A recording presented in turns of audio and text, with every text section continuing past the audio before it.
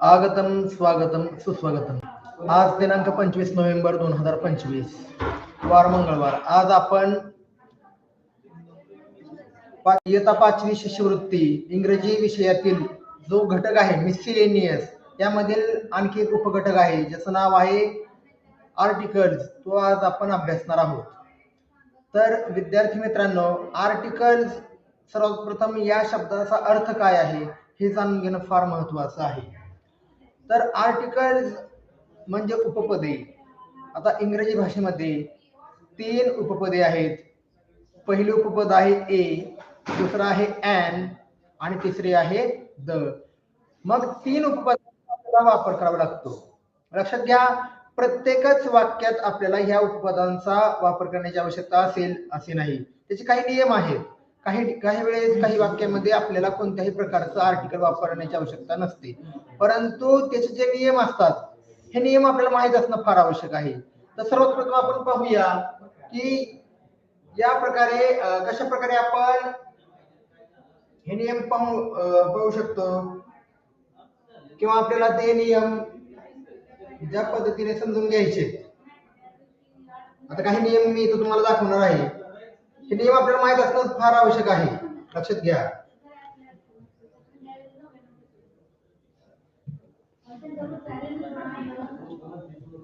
ते नियम माहित असल्याशिवाय आपल्याला ते आर्टिकल कुठे वापरावे, कधी वापरावे, कसे वापरावे या संदर्भात हे समजणार नाही। तर त्यासाठी काय करूया, आपण पहिल्यांदा ते नियम पाहूया। तर आपण इथं आपल्या समोर दिसत Unit 7 आहे miscellaneous, sub unit 7.1, its name is articles. So today we are going to learn about articles. Let's understand. चला आपण समजून घेऊया। The words a, an and the are called articles. आपल्याला माहित आहे, आताच मी सांगितलं a, an आणि the हे 3 आर्टिकल्स आहेत। आर्टिकल्स कम बिफोर नाउन्स आणि ते कधी येतात, नामापूर्वी येतात। लक्षात घ्या, ते नामाच्या पूर्वी येतात। आता इथं इन्व्हर्टेड कॉमा राहिलेले आहेत। an are indefinite articles, जिथं आय होतं।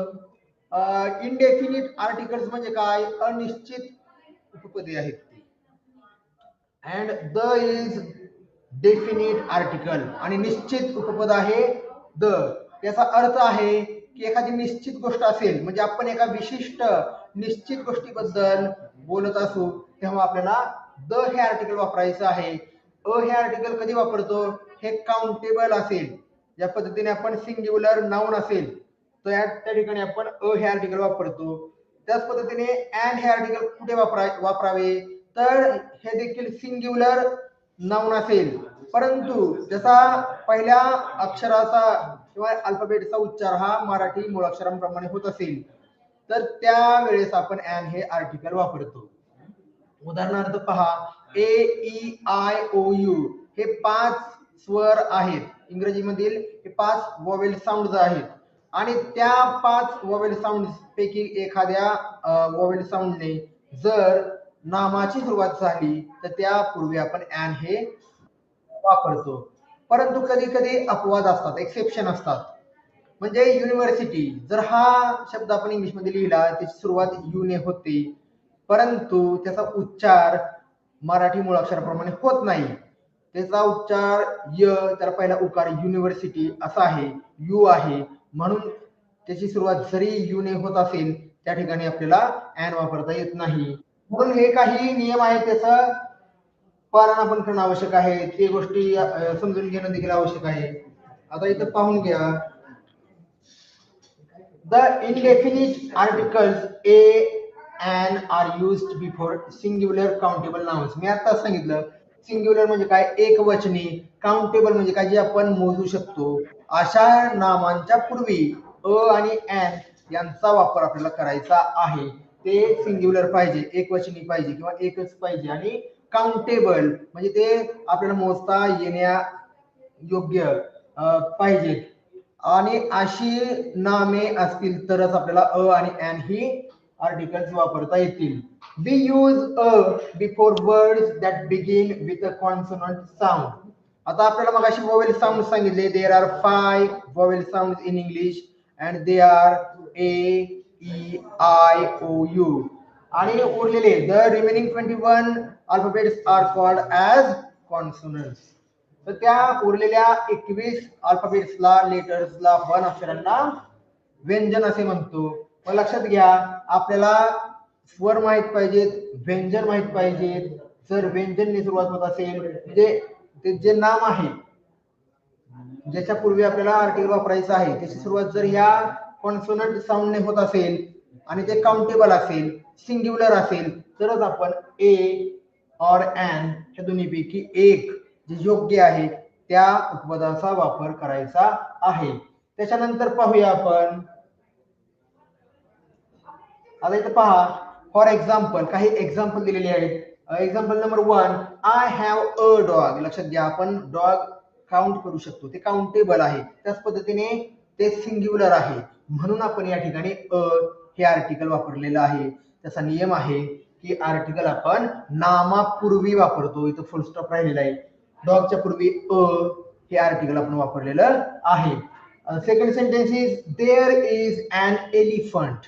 एलिफंट उच्चार याचा सुरुवातीचा आहे पहिल्या अक्षराचा ए एडक्याचा मराठीतील, आणि ए हे मूळ अक्षर आहे म्हणून, आणि हे सिंग्युलर आहे, एक आहे, एकवचनी आहे म्हणून अँड हे आर्टिकल आपण वापरलेलं आहे. लक्षात घ्या, त्याचा उच्चार मूळ अक्षराप्रमाणे होतो पहिल्या अक्षराचा म्हणून आपण या ठिकाणी अँड हे उपपद किंवा आर्टिकल वापरलेलं आहे.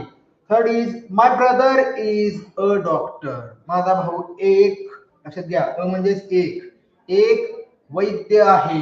मग लक्षात घ्या, आपण मराठीमध्ये तुम्हाला ते वाक्यांचं ट्रान्सलेशन करता आलं पाहिजे. जर वाक्यांचं ट्रान्सलेशन योग्य प्रकारे तुम्ही केलं तर कोणत्या नामापूर्वी कोणते आर्टिकल वापरावे हे आपल्याला लगेच कळणार आहे.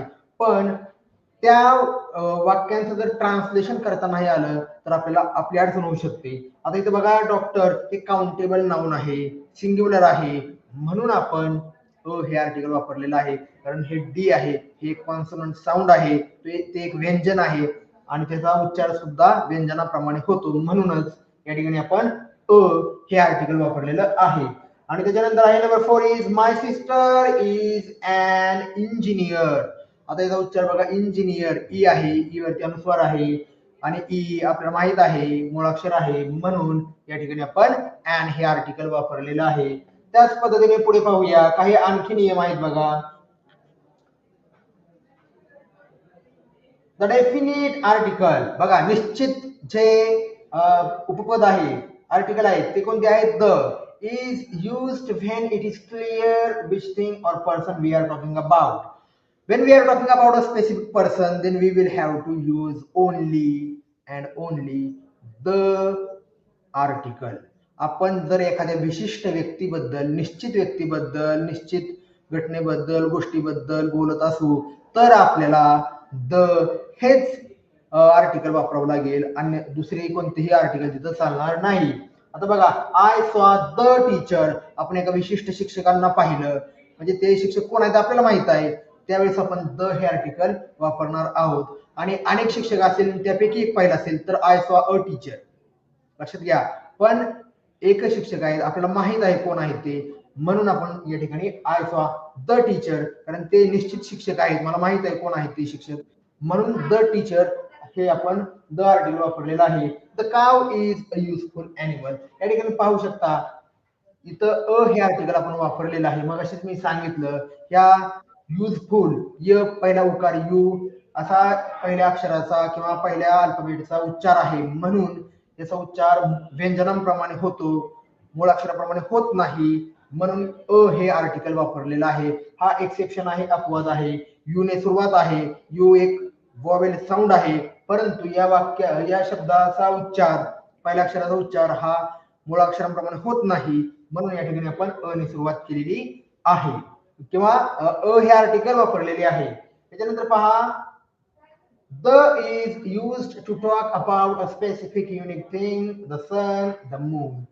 पुढे पहा की द, मगाशी मी सांगितलं की कशासाठी वापरतो, एक विशिष्ट गोष्ट असेल, निश्चित गोष्ट असेल, एक युनिक असेल. युनिक म्हणजे काय? अद्वितीय, त्याच्यासारखा दुसरा कोणीही नाही. तर अशी गोष्ट असेल, असे ठिकाण असेल किंवा असं खगोलीय वस्तू आहेत, तर अशाबद्दल आपण द हेच आर्टिकल वापरतो. आपल्याला दिसत आहे द सन, द मून, आपल्याला माहित आहे ते खगोलीय वस्तू आहेत. त्यापूर्वी आपण द हे आर्टिकल वापरतो कारण ते अद्वितीय वस्तू आहेत किंवा खगोलीय वस्तू आहेत त्या. The is used to represent a whole class among other classes. The cow is a useful animal. लक्षात घ्या, इथं अ आर्टिकल आहे पण कावच्या पूर्वी द वापरलेला आहे. या ठिकाणी आपण द काव म्हणजे पूर्ण ती गायी आहेत त्यांचा समूह आहे, म्हणजे पूर्ण सर्व गायी आहेत त्यांच्यासाठी आपण द काव वापरलेला आहे. इथं फक्त एक काऊ किंवा एका गायीचा विषय नाहीये किंवा विचार चाललेला नाहीये, हा पूर्ण क्लासचा विषय चाललाय. पूर्ण जेवढ्या काही गायी आहेत त्यांच्यासाठी आपण द काऊ हे दोन शब्द वापरलेले आहेत. इथं द आपल्याला आर्टिकल घ्यावे लागेल कारण आपण सगळ्या गायींसंदर्भात बोलतोय. The cow is a useful animal म्हणजे गायी किंवा गाय ही एक उपयुक्त असा ॲनिमल आहे, प्राणी आहे. The is used before the names of certain books, the Bible. लक्षात घ्या, आता काही विशिष्ट जे धर्मग्रंथ आहेत, पुस्तके आहेत, त्यांच्या संदर्भात सुद्धा आपल्याला द हे आर्टिकल वापरता येऊ शकतं. इथं द बायबल आहे तर आपण त्या पद्धतीने द महाभारत आहे, द रामायण आहे, या ठिकाणी सुद्धा आपण द हे आर्टिकल वापरू शकतो. द इंडियन कॉन्स्टिट्यूशन आहे. तर अशा प्रकारे आपण विशिष्ट जे धर्मग्रंथ आहेत, पुस्तके आहेत महत्वाची, द कुराण आहे, तर अशा प्रकारे महत्वाचे जे धर्मग्रंथ आहेत त्यांच्या संदर्भात आपण द हे आर्टिकल वापरायचे आहे. The is used before ordinals. आता आपल्याला माहित पाहिजे ऑर्डिनल्स म्हणजे काय, कार्डिनल्स म्हणजे काय. कार्डिनल्स म्हणजे काय असतं, तर कार्डिनल्स म्हणजे आपण जे लिहितो 1 2 3 यांना आपण काय म्हणतो, संख्यावाचके.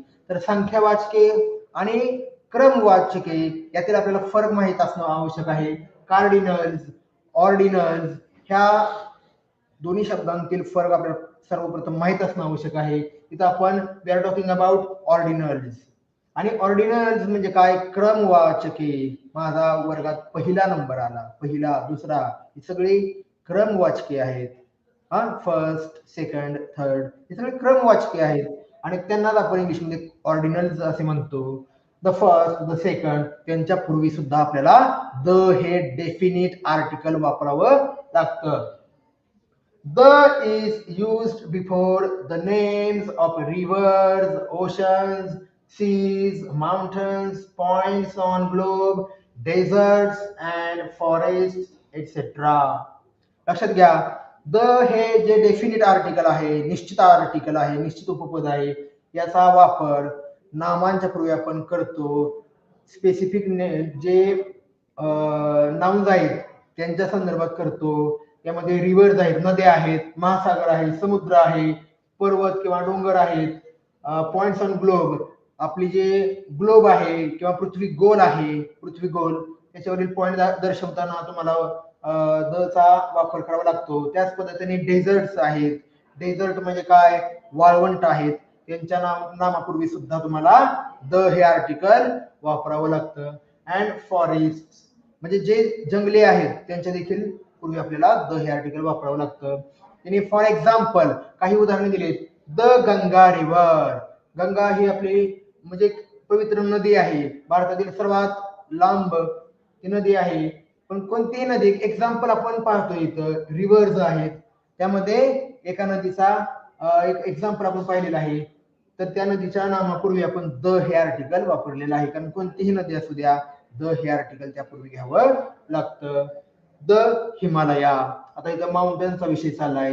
हिमालया सर्वात मोठा म्हणजे पर्वत आहे, त्या आणि तो युनिक आहे, अद्वितीय आहे, म्हणून तिथं आपण द हे आर्टिकल वापरलेलं आहे. युनिक म्हणजे काय, याच्यासारखं दुसरं कोणीही नाही, म्हणून त्या ठिकाणी आपल्याला द हे आर्टिकल वापरावं लागतं. आणि आणखी काही नियम आहेत. Do not use articles.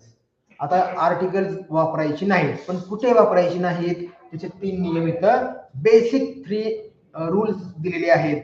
ते पहा. विथ अनकाउंटेबल नाउन्स, जे अनकाउंटेबल आहे, जे आपण काउंट करू शकत नाही, लक्षात घ्या, माती माती 1 2 3 4 असं काउंट करू शकत नाही.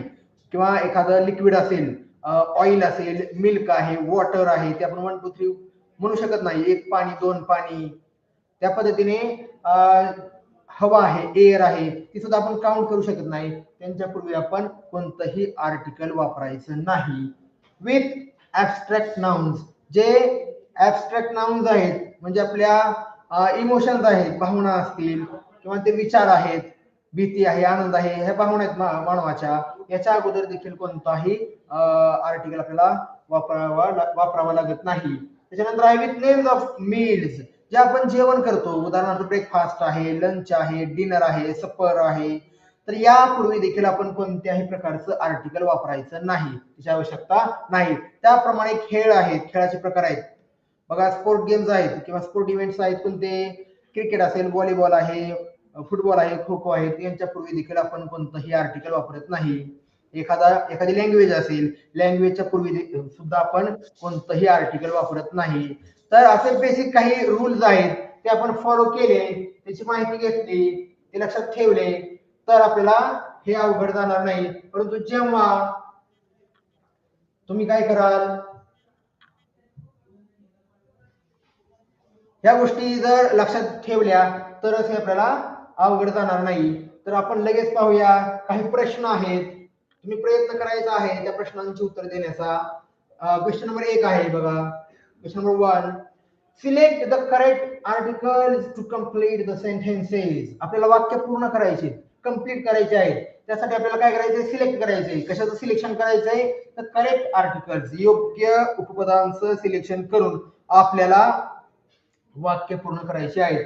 बघा, सेंटेन्स नंबर 1 इथं आहे, dash dash scent of flowers filled the room.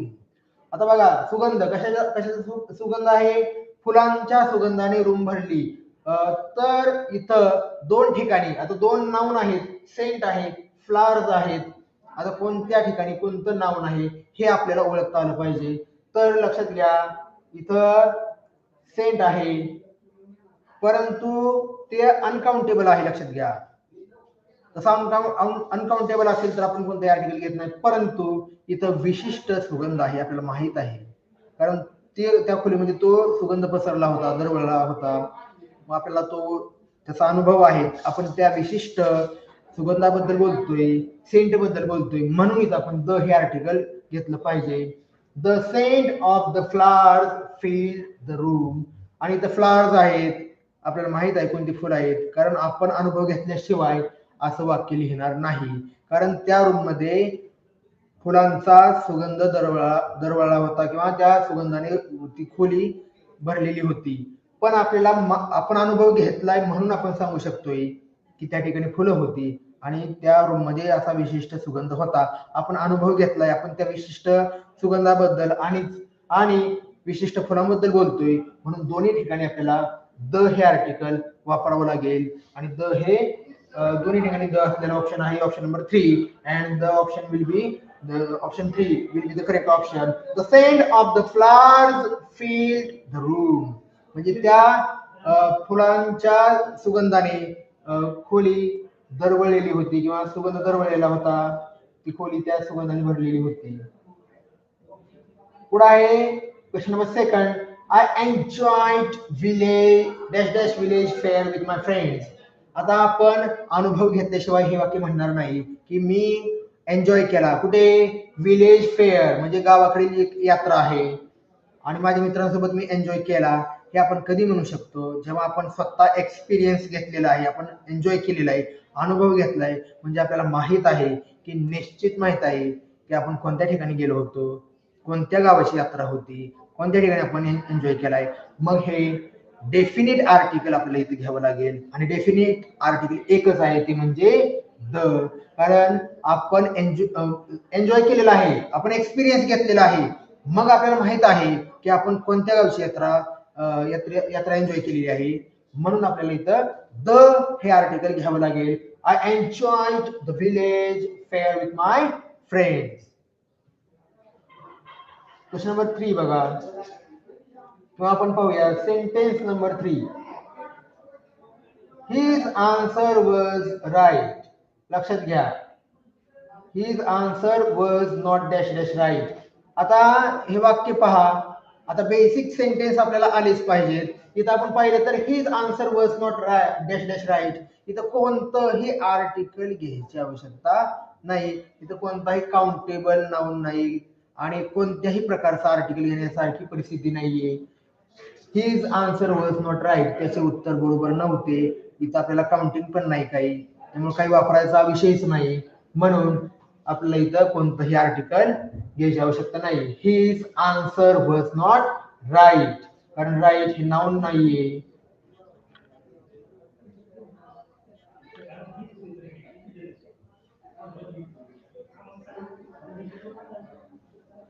इथं पाहूया, we reach dash dash picnic spot by 6 in dash dash evening.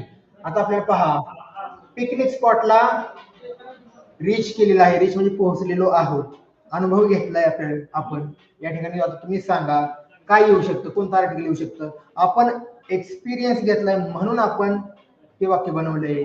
मग आपल्याला माहित असल्याशिवाय आपण हे वाक्य पूर्ण करू शकत नाही. आपण अनुभव घेतलाय, आपण तिथं गेलोय. ह्या वाक्यात की we reach dash dash picnic spot, आपण गेलोय, आपण एका निश्चित ठिकाणाबद्दल बोलतोय, म्हणून पहिल्या ठिकाणी द हे आर्टिकल घेणे आवश्यक आहे. We reach the picnic spot by 6 in, आणि वेळेचा एक प्रहर आहे त्यावेळेस सुद्धा आपण द हे आर्टिकल घेतो. In the morning, the morning, in the morning, in the evening, in the afternoon. म्हणून इथं दोन्ही ठिकाणी द हे आर्टिकल घेणं आवश्यक आहे. We reach the picnic spot by 6 in the evening, म्हणून option number 1 will be the correct option. तर लक्षात घ्या, अशा प्रकारे आपण समजून घेऊन आर्टिकलचा वापर करणं आवश्यक आहे. Number 5, come here our dash dash teacher ordered us. आता पहा, इथं पाहू शकता तुम्ही. आता तुम्ही सांगा मला कोणतं आर्टिकल येणार आहे. आपल्याकडे 3 आर्टिकल आणि नो आर्टिकल असं 4 ऑप्शन अवेलेबल असतात. Come here our teacher ordered us, आमच्या शिक्षकाने आम्हाला आदेश दिला, ऑर्डर केली, इकडे या. आता इथं कोणतं आर्टिकल लागेल का नो आर्टिकल लागेल याचा विचार करा. तर इथं कोणतंही आर्टिकल घेण्याची काहीही आवश्यकता आपल्याला नाहीये. म्हणून हे वाक्य कसं असेल, come here our teacher ordered us. लक्षात घ्या, अशा वेळेस आपण कोणतंही आर्टिकल घेऊ नये, किंवा ते वाक्य आपण समजून घेणं आवश्यक आहे. त्याचं ट्रान्सलेशन मराठीत आपल्याला समजणं आवश्यक आहे, तेव्हाच आपण याचं उत्तर लिहिणार आहोत. आणि तो कोणत्याही प्रकारचा आर्टिकल येणार नाहीये.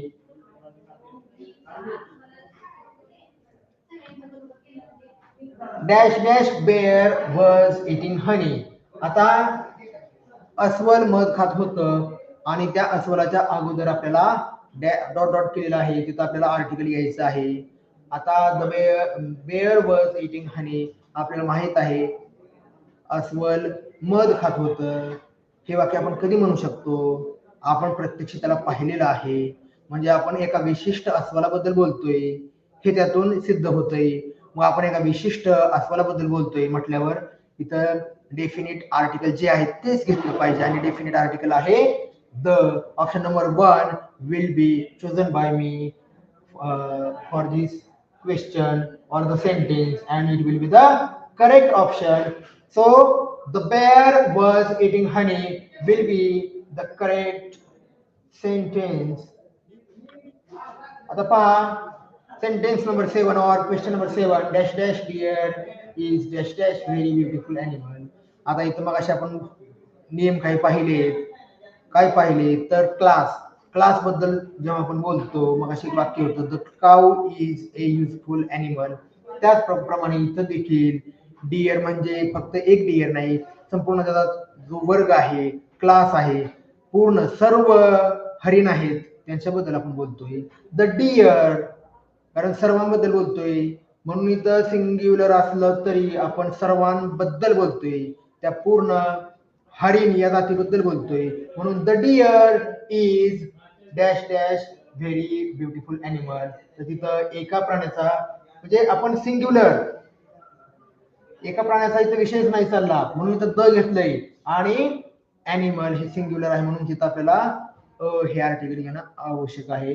The deer is a very beautiful animal. लक्षात घ्या, या ठिकाणी आपल्याला ॲनिमल असल्यामुळं हे आर्टिकल घ्यावं लागेल. पण आपण पूर्ण क्लासचा विषय विचार करतोय आणि त्याच्याबद्दल बोलतोय म्हणून मी सुरुवातीला द हेच आर्टिकल घेणं आवश्यक आहे.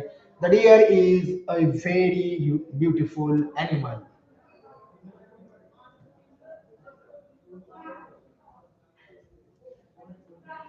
Question number 8. Why do you lose your dash dash valuable time. बघा, इथं आर्टिकल कोणतं लागेल, कोणतं लागणार नाही, लागेल का नो आर्टिकल असेल हे तुम्ही सांगा. आता Y do you lose your dash dash valuable time. आता लक्षात घ्या, ते काउंटेबल आहे का? टाइम हा काउंट करू शकतो का? 1 वेळ, 2 वेळ, 3 वेळ अशी वेळ आपण काउंट करू शकतो का? टाइम बद्दल बोलतोय आपण, तर आपण टाइम काउंट करू शकत नाही म्हणून इथं नो आर्टिकल येणार. कोणतंही आर्टिकल घेण्याची काही आवश्यकता नाहीये. Y do you lose your valuable time हे आहे तसं वाक्य आपल्याला पुढे घ्यायचं आहे. कोणतं तिथं काउंटच करू शकत नाही आपण म्हणून कोणताही आर्टिकल घेण्याची काही आवश्यकता नाहीये. लक्षात घ्या, ऑप्शन जरी दिसत नसतील तरी आपल्याला माहित आहे की अ अँड द हे 3 आर्टिकल्स आहेत आणि नो आर्टिकल असे 4च पर्याय असतात. इथं पहा, my father is always dash dash right. लक्षात घ्या. मग आता इथं कोणतं आर्टिकल घ्यायचंय का बघा. मग असे एक एक्झाम्पल पाहिलं आपण, असंच होतं. तर इथं देखील कोणतंही आर्टिकल येणार नाही आणि इथं काउंटिंग काही करायची आवश्यकता नाहीये. इथं नाहीच काही काउंटिंग करायला. माय फादर इज ऑलवेज राईट. माझ्या वडिलांचं नेहमी योग्य असतं किंवा माझे वडील नेहमी योग्य असतात, बरोबर असतात. म्हणून ह्या वाक्यामध्ये कोणतंही आर्टिकल येणार नाही. कोणतंही आर्टिकल घेण्याची काहीही आवश्यकता नाही. Children like dash dash tail of dash dash mouse with no tail. मग इथं पहा, आता आपण ह्या अनुभव घेतल्यानंतरच हे वाक्य बोलणार आहोत. Children like dash dash tail of dash dash mouse with no tail. तर मुलांना काय आवडतं? लाईक म्हणजे आवडणे, टेल म्हणजे काय? गोष्ट. आता आपण अनुभव घेतल्याशिवाय तर आपण म्हणू शकत नाही म्हणून पहिल्या ठिकाणी आपल्याला द हे आर्टिकल घ्यावं लागेल. Children like the tail of हे काउंटेबल आहे, सिंग्युलर आहे म्हणून अ घ्यावं लागेल. Children like the tail of a mouse with no tail. Tail म्हणजे शेपटी किंवा शेपूट. लक्षात घ्या, मुलांना शेपटी नसलेल्या माऊस म्हणजे काय? उंदराची गोष्ट आवडते. आता टेल म्हणजे गोष्ट, ही टेल म्हणजे शेपटी. हे लक्षात घ्या. म्हणजे मुलांना मुलांना शेपटी नसलेल्या उंदराची गोष्ट आवडते असं हे वाक्य आहे.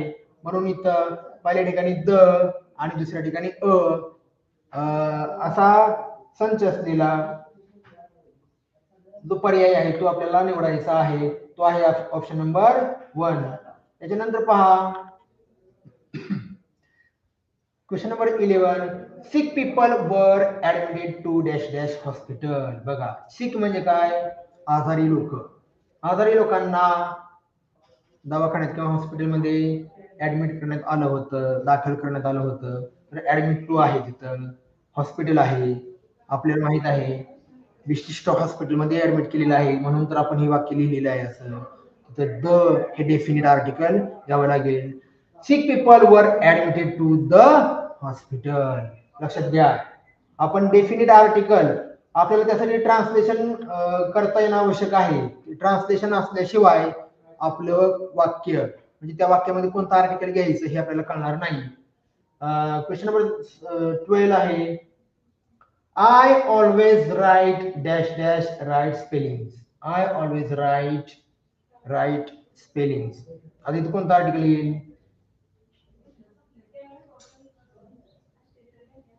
जर एखादं विशिष्ट वाक्य आपल्याला आपण लिहित असू, आपल्याला एखादं वाक्य सांगितलं असेल, स्पेलिंग सांगितलेलं असेल आणि आपण नेहमी लिहित असू, तर आपण द हे डेफिनेट आर्टिकल घ्यायचं की विशिष्ट स्पेलिंग मला किंवा शब्द दिलेले असतात तेच मी लिहितो. तर त्या ठिकाणी आपण द घेऊ शकतो जर विशिष्ट असतील तर. I always write the right spellings. बघा विशिष्ट शब्द असतील तेच बरं का शब्द परत चेंज होणार नाही तर आपण द घ्यायचं आहे.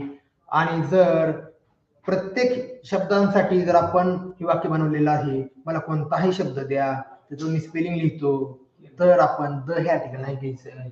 आपण इथं आय ऑलवेज राईट स्पेलिंग असं लिहायचं आहे. पण आपण एक डेफिनेट काही विशिष्ट शब्द आहेत त्याचं स्पेलिंग आपल्याला नेहमी विचारतात आणि तेच मी लिहितो. असं डेफिनेट काही शब्द असतील तर आपण द हे आर्टिकल इथं डेफिनेटली घ्यायचं आहे. I always write the right spelling.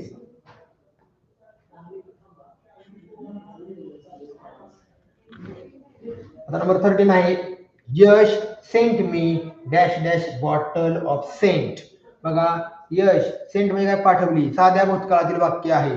यशने काय पाठवलं मला माझ्यासाठी dash dash bottle of scent. सेंटची बाटली पाठवली. किती आहे बॉटल सिंग्युलर आहे ते. मग सिंग्युलर साठी काय घेतो आपण अ किंवा ॲन. पण बी ने सुरुवात आहे त्याच्यामुळे इथं आपल्याला माहित आहे ते एक व्यंजन आहे कॉन्सोनंट साऊंड आहे म्हणून इथं अ हे इनडेफिनिट आर्टिकल आपल्याला घ्यायचं आहे. आणि वाक्य कसं पूर्ण होईल Yash sent me a bottle of scent. अशा प्रकारे हे वाक्य पूर्ण होणार आहे. इथं सिंग्युलर नाऊन आहे म्हणून या ठिकाणी आपण हे आर्टिकल घेतलेलं आहे. Question number 14 Arnav is eating dash dash apple. आता इथं आपल्याला माहितच आहे हे सिंपल वाक्य आहे. या ऍपल म्हणजे सफरचंद. सुरुवात आहे ए ने उच्चार आहे ऍ मुळाक्षर आहे म्हणून या ठिकाणी आपण आणि सिंग्युलर आहे काउंटेबल आहे म्हणून तिथं आपण ॲन हे आर्टिकल घेणार आहोत. Arnav is eating an apple. Number 15 पहा I always drink dash dash sweet milk. लक्षात घ्या. पहा बरं आता तुम्ही विचार करा थोडा आणि मला सांगा कोणतं आर्टिकल आपण घेऊ शकतो. डेफिनेट आर्टिकल घ्यायचंय का इनडेफिनिट आर्टिकल आपल्याला घ्यायचंय थोडा विचार करा आणि मला सांगा. कारण ऑप्शन आपल्याला माहित आहे तीन उपपदे आहेत अ ॲन द आणि चौथा ऑप्शन असतो नो आर्टिकल. तर इथं मिल्क आहे अनकाउंटेबल आहे आपण काउंट करू शकत नाही त्याच्यामुळे इथं कोणत्याही प्रकारचं आर्टिकल घेण्याची आवश्यकता नाहीये. I always drink sweet milk असं वाक्य तयार होणार आहे कारण हे अनकाउंटेबल आहे. मग अशी आपण नियमामध्ये पाहिलंय जे अनकाउंटेबल आहेत ते नाऊन त्यांच्या पुढे किंवा त्यांच्या अगोदर कोणतंही आर्टिकल घेण्याची काहीही आवश्यकता नाहीये. इथं पहा क्वेश्चन नंबर 16 विराज सॉ dash dash elephant in the forest. बघा आता विराजने पाहिलं काय पाहिलं साध्या भूतकाळातील वाक्य आहे एलिफंट इन द फॉरेस्ट. याचा उच्चार कसा आहे पहिल्या अक्षराचा ए एडकेचा ए ती मूळ अक्षर आहे म्हणून आपण इथं आणि ती सिंग्युलर आहे म्हणून ॲन घेऊ शकतो. Viraj saw an elephant in the forest म्हणजे त्या जंगलात एक सिंह पाहिला. द फॉरेस्ट आहे म्हणजे विशिष्ट जंगल ते आपल्याला माहित आहे म्हणून त्या जंगलाचं नाव माहित आहे म्हणून तर इथं डेफिनेट आर्टिकल वापरलेलं आहे आणि म्हणून इथं Viraj saw an elephant in the forest असं वाक्य तयार होणार आहे. त्याच्यानंतर पाहूया आपण question number 17 dash dash man is waiting for you dash dash man is very old. लक्षात घ्या इथं आपल्याला विचार करावा लागेल की इथं डॅश डॅश आहे तिथं काय घ्यायचंय दोन आर्टिकल्स घ्यावे लागतील पण कोणते असतील बघा विचार करा आणि मला सांगा. Dash dash man is waiting for you.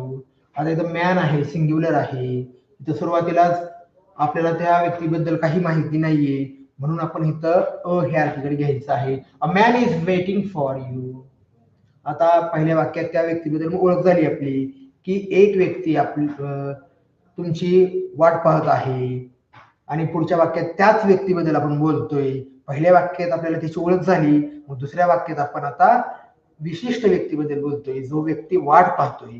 मग त्यासाठी पुढच्या वाक्यात आपल्याला डेफिनिट आर्टिकल घेतल्याशिवाय पर्याय नाही म्हणून पहिल्या ठिकाणी आपण अ हे आर्टिकल घ्यायचं आहे. A man is waiting for you त्या माणसाबद्दलच आपण पुढे कंटिन्यू केलंय, म्हणून पुढच्या वाक्यात त्या व्यक्तीसाठी आपण द हे आर्टिकल घेणार आहोत. The man is very old. A man is waiting for you. The man is very old. एक व्यक्ती तुमची वाट पाहतोय आणि तो व्यक्ती वृद्ध आहे, म्हातारा आहे किंवा म्हातारी व्यक्ती आहे. म्हणून आपल्याला माहित आहे, पहिल्या वाक्यातच आपल्याला माहित आहे की एक व्यक्ती वाट पाहतोय. दुसऱ्या वाक्यात त्याच व्यक्तीबद्दल आपण बोलतोय, म्हणजे निश्चित किंवा डेफिनेट आपल्याला आर्टिकल घेणं आवश्यक आहे, क्रमप्राप्त आहे. A man is waiting for you. The man is very old. म्हणून ऑप्शन असणार आहे अ आणि द. ऑप्शन नंबर ए आहे तो आपला करेक्ट ऑप्शन असणार आहे. त्याच्यानंतर आहे question number 8. I opened dash dash door of my room. साध्या भूतकाळातील वाक्य आहे, मी माझ्या खोलीचा दरवाजा उघडला. लक्षात घ्या, माझी खोली, त्या खोलीचा दरवाजा मला माहित आहे. मी विशिष्ट त्या खोलीबद्दल म्हणजे माझ्या खोलीबद्दल आणि दरवाजाबद्दल बोलतोय. तर डेफिनेटली मला माहित आहे की मी माझ्या खोलीचा दरवाजा उघडलाय, म्हणून इथं डेफिनेटली मी सांगतोय. म्हणूनच डेफिनेट आर्टिकल आपल्याला इथं घ्यावं लागणार आहे, कारण आपल्या खोलीचा दरवाजा आपल्याला माहित आहे. आपण ते एक्सपिरियन्स घेतलेला आहे, अनुभव घेतलेला आहे. आपण आपल्या खोलीचा अनुभव घेतलेला आहे, म्हणूनच आपल्याला माहित आहे तो दरवाजा कोणता आहे, माझी खोली कोणती आहे. म्हणून इथं डेफिनेट आर्टिकल घ्यावं लागेल. आणि वाक्य असेल I opened the door of my room. मी माझ्या खोलीचा दरवाजा उघडला. म्हणून तो ऑप्शन असेल द, आणि ते आहे ऑप्शन बी. त्याच्यानंतर आहे question number 19. I saw dash dash jar in my shop. Dash dash jar was very old. बघा, आता मग अशा प्रकारचं वाक्य झालेलं आहे. Dash dash man is waiting for you. त्याच प्रकारचं हे वाक्य आहे. पहिल्या वाक्यात बघा, I saw a jar, singular आहे. I saw a jar in my shop. मी साध्या भूतकाळातील वाक्य आहे, मी माझ्या दुकानात एक बरणी पाहिली. बघा, a jar in my shop. पुढच्या वाक्यात त्याच बरणीबद्दल बोलतोय. इथं डेफिनेटली आपल्याला माहित आहे की कशाबद्दल आपण बोलतोय, कारण की पहिल्या वाक्यातच आपण पाहिलंय की एक बरणी आहे किंवा बरणी पाहिलेली आहे दुकानात. त्याच बरणीबद्दल आपण बोलतोय, विशिष्ट बरणीबद्दल बोलतोय आपण. म्हणून पुढच्या इथं निश्चित उपपद घ्यावं लागेल, ते आहे डेफिनेट आर्टिकल द. म्हणून वाक्य होईल I saw a jar in my shop. The jar was very old. लक्षात घ्या, I saw a jar in my shop. The jar was very old. म्हणून अ आणि द असे दोन आर्टिकल असलेला पर्याय आपल्याला चूज करावा लागेल, सिलेक्ट करावा लागेल, आणि तो आहे option number D, a the. Question number 28 बघा, 20वा 28 असा उच्चार असतो त्याचा. 28. गोपाल काका is dash dash oldest man in my village. बघा, गोपाल काका माझ्या गावातील सर्वात वृद्ध व्यक्ती आहे. आता लक्षात घ्या, ओल्डेस्ट आपल्याला माहित आहे, डिग्रीचा तो फॉर्मॅट आपल्याला माहित पाहिजे. Positive degree, comparative degree, superlative degree. आणि डिग्री कशांची बनते, तर तिथं ऍडजेक्टिव्ह घ्यावे लागतात, विशेषण घ्यावे लागतात, त्यांची ती डिग्री तयार होते. पॉझिटिव्ह, कंपॅरेटिव्ह आणि सुपरलेटिव्ह. आणि जर नाउन सुपरलेटिव्ह डिग्री मध्ये असेल तर आपल्याला डेफिनेट आर्टिकल घ्यावं लागणार. डेफिनेट आर्टिकल एकच आहे, तो म्हणजे द. मग इथं जर oldest, youngest, smallest, biggest, strongest असे नाउन आले सुपरलेटिव्ह फॉर्म मधले, तर आपल्याला द हे आर्टिकल घेणं क्रमप्राप्त आहे. मग वाक्य कसं होईल पहा, गोपाल काका is the oldest man in my village. अशा प्रकारे हे वाक्य पूर्ण होणार आहे. गोपाल काका is the oldest man in my village. Gopal काका हे माझ्या गावातील सर्वात वृद्ध व्यक्ती आहेत. पुढे पहा,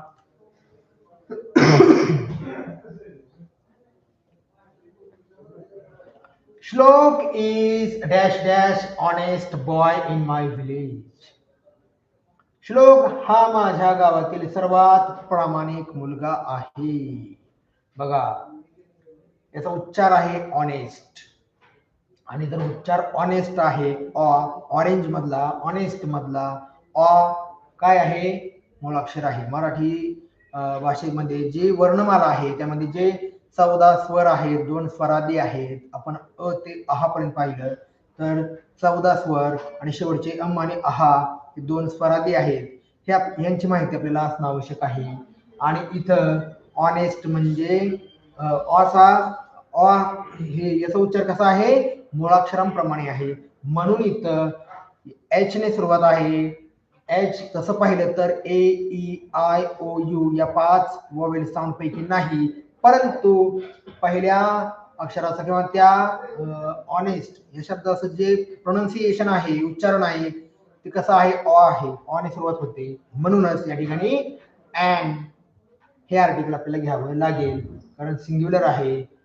श्लोक is an honest boy in my village. Shlok हा माझ्या गावातील एक प्रामाणिक मुलगा आहे, म्हणून इथं अन हे आर्टिकल घ्यावं लागेल. त्याच्यानंतर पाहूया आपण पुढचा प्रश्न. Aryan question number 22nd question number. Aryan is dash dash old friend of माय.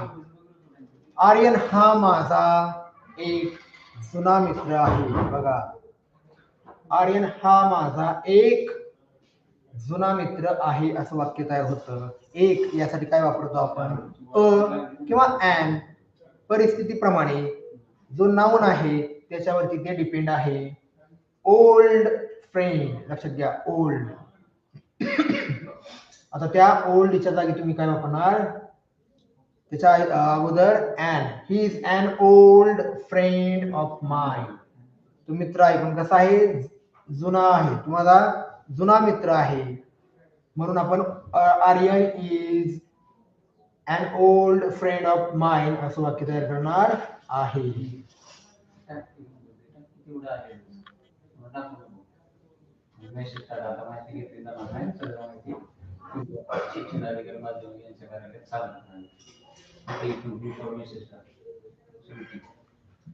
इथं पहा question number 23rd. Dash dash hawker sold some old dash dash umbrellas. आता फेरीवाल्याने जुन्या छत्र्या विकल्या. मग आता कोणते आर्टिकल आपण घेतले पाहिजेत, बघा 2 आर्टिकल आपल्याला घ्यावे लागतील.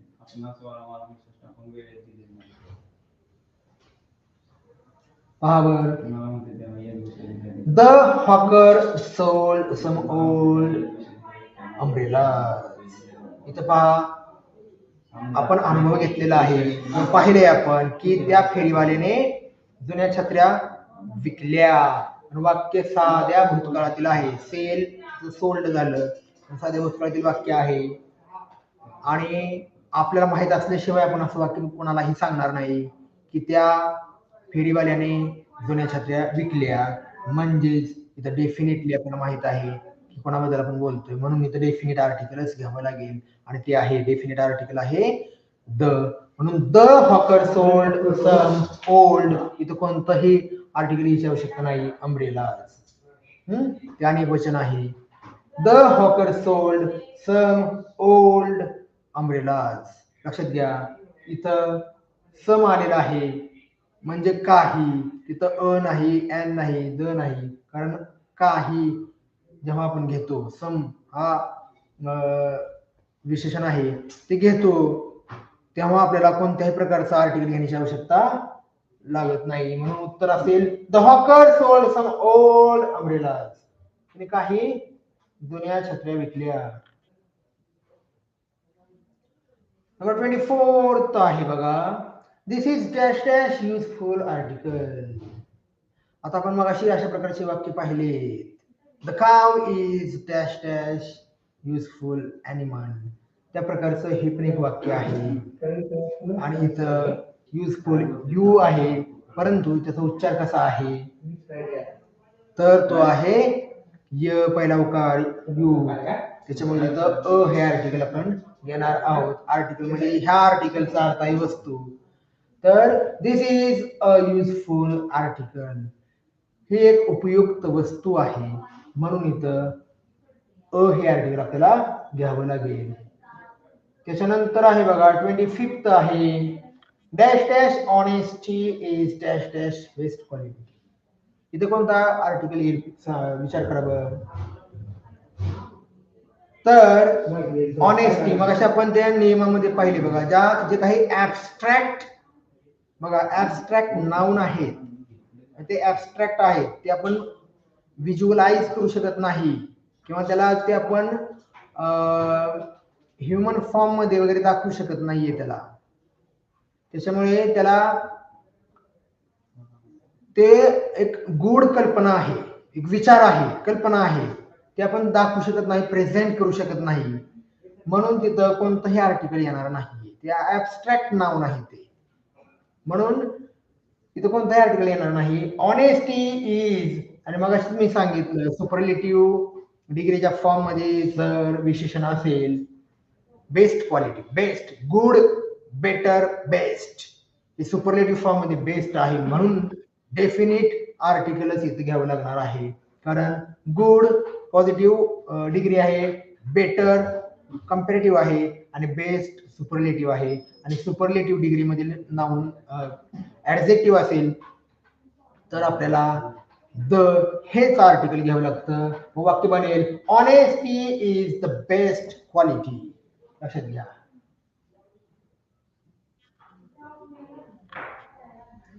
आता 26th आहे dash dash sun is very hot. मगाशीच आपण एक्झाम्पल पाहिलेत, रूल्स पाहिलेत की कोणतंही जे युनिक प्लेस असू द्या, आर्टिकल असू द्या, ऑब्जेक्ट असू द्या, त्यासाठी आपण काय करतो, द हे आर्टिकल घेतो. आपल्याला माहित आहे की खगोलीय वस्तू आहे, परिसर अभ्यास भाग 1 मध्ये आपल्याला पहिल्याच चॅप्टर मध्ये ही सगळी माहिती आहे खगोलीय वस्तूंबद्दल. मग या ठिकाणी आपण इथं द हे आर्टिकल आपल्याला घ्यावं लागेल, कारण सन म्हणजे सूर्य हा एक अद्वितीय अशी एक खगोलीय वस्तू आहे, तो अतिशय तेजस्वी असा एक तारा आहे, म्हणून त्या ठिकाणी अद्वितीय तारा असल्याने द हेच आर्टिकल आपल्याला घ्यावं लागेल. वाक्य बनेल the sun is very hot, पण तो अतिशय उष्ण आहे. Number 27 what dash dash beautiful colour pink is. आता इथं आपल्याला माहित पाहिजे, जेव्हा वाक्याची सुरुवात व्हॉटने होते आणि तिथं एक्सक्लेमेटरी मार्क पाहिजे होता त्या फुल स्टॉपच्या ऐवजी, तर ते वाक्य कसं बनेल, व्हॉटच्या नंतर आपल्याला घ्यावं लागतं.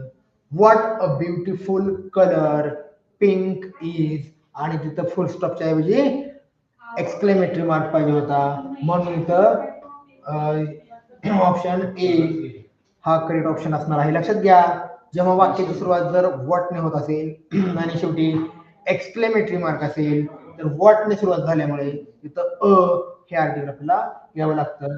कारण आपल्याला इथं कलर्स नाही, कलर दिलेला आहे, सिंग्युलर आहे, म्हणून तिथं हे आर्टिकल आपण घेतलेलं आहे.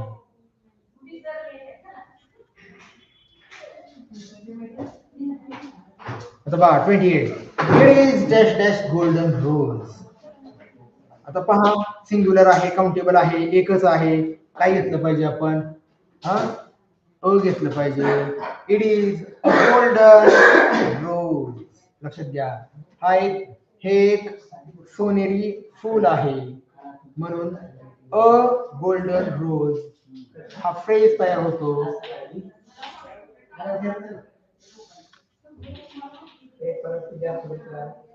आता पहा Delhi is dash dash ancient city. आता दिल्ली हे काय आहे, एक प्राचीन शहर आहे, एक प्राचीन शहर आहे, आणि एक साठी काय वापरतो आपण, किंवा ॲन, परंतु इथं उच्चार एन्शंट आहे, आहे, म्हणून काही एन्शंट पण उच्चार करतील तरी सुद्धा तिथं एडकेचा ए मुळाक्षरच आहे, एन्शंट म्हटलं तरी मुळाक्षरच आहे, आपल्याला ॲन हेच आर्टिकल घ्यावं लागेल. Delhi is an ancient city असं वाक्य तयार होणार आहे. त्याच्यानंतर पाहूया question number 30. Akshara wants dash dash some sugar. मला वाटतं मगाशी मी सांगितलं होतं सम, हे जर हे ऍडजेक्टिव्ह आलं तर आपण कोणतंही आर्टिकल घ्यायची काही आवश्यकता नाही, कारण सम म्हणजे थोडे आणि हे शुगर अनकाउंटेबल आहे, सम दिलेला आहे, काही घेण्याची आवश्यकता नाहीये, मग वाक्य आहे तसं तयार होईल. अक्षरा वॉन्ट्स सम शुगर, अक्षराला थोडी साखर हवी आहे, पाहिजे आहे. आता कोणतंही आर्टिकल येणार नाही, सम हे ऍडजेक्टिव्ह आपण घेतलेलं आहे, त्यामुळे कोणतंही आर्टिकल येणार नाही. Number 31, when will you go for dash dash lunch? मग अशा आपण रूल्स पाहिलेत. जेव्हा मील्स आहेत, जेवण आहे, जेवणाचे प्रकार आहेत, ब्रेकफास्ट, लंच, डिनर आणि रात्रीच्या पण थोडं उशिरा असं जेवण आहे त्याला सप्पर म्हणतो आपण. तर त्या ठिकाणी आपल्याला कोणतंही आर्टिकल घेण्याची आवश्यकता नाहीये. मग वाक्य कसं बनेल? when will you go for lunch? इथं बघा फुल स्टॉपच्या ऐवजी काय पाहिजे होतं? हा क्वेश्चन आहे, WH टाईपचा क्वेश्चन आहे, म्हणून इथं क्वेश्चन मार्क राहिलेला आहे. तो फुल स्टॉपच्या ऐवजी क्वेश्चन मार्क पाहिजे होता. when will you go for lunch? असं वाक्य किंवा प्रश्न तयार होईल. नंबर 32 आहे बघा. 32nd क्वेश्चन पाहूया. Ajinkya heard dash dash loud noise. Heard म्हणजे काय? साध्या भूतकाळातील वाक्य आहे. हिअर ऐकणे, हर्ड भूतकाळी रूप आहे, हर्ड ऐकले. अजिंक्यने काय ऐकलं? लाऊड नॉइज, एक मोठा आवाज किंवा गोंधळ, गडबड त्यानं ऐकली. मग इथे काय पाहिजे? अजिंक्य हर्ड अ लाऊड नॉइज. त्यानं एक मोठा गोंगाटा ऐकला असं आपण मराठीमध्ये म्हणतो. तर अजिंक्य हर्ड अ लाऊड नॉइज.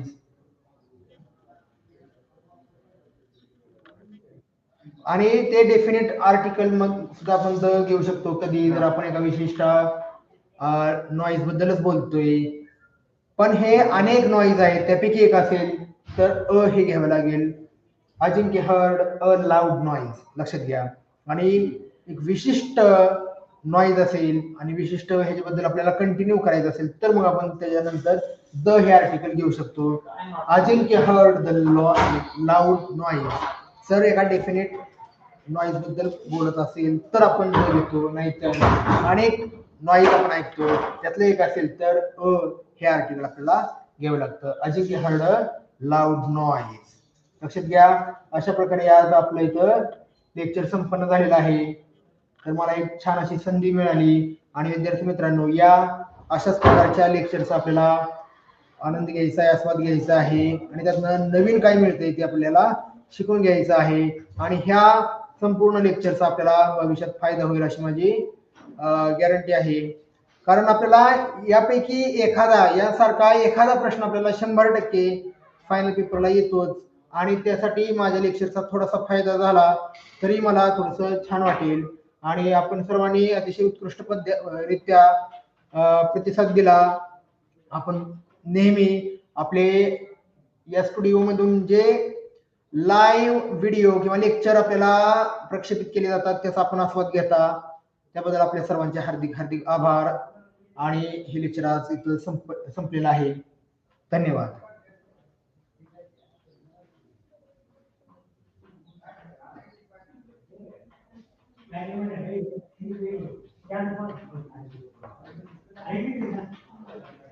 बर, काय करायचं? कुठे गेले? Bye bye. बाय.